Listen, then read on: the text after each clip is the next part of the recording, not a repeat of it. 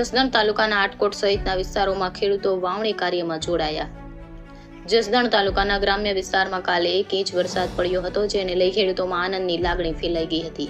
ખેડૂતો આજે ધરતી માનું પૂજન કરી બળદને કુમકુમ તિલક કરી શ્રી ગણેશ કર્યા હતા।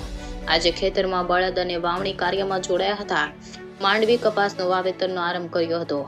આટકોટ જીવાપર, પાંચવડા, સાણથલી, જંગવડ સહિતના ખેડૂતોએ વાવણી કરી હતી। રિપોર્ટ કરશન બામટા, આટકોટ, જસદણ।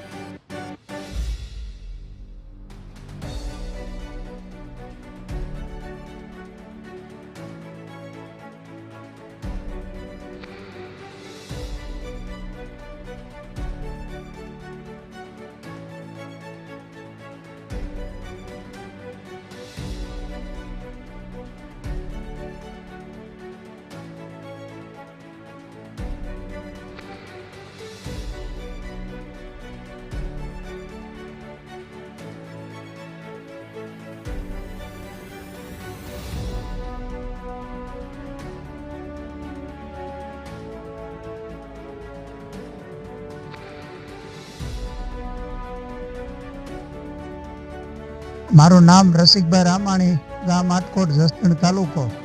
કાલે સવારમાંથી જ ગરમીને ઉકળાટ એવો હતો જોરદાર, અને બપોર પછી મેઘરાજાનું આગમન થયું અને જસદણ પંથકમાં આટકોટ ને બધીએ વરસાદ વાવણી લાયક સારો થયો અને વરસાદ ખૂબ સારો પડ્યો છે વાવણી લાયક।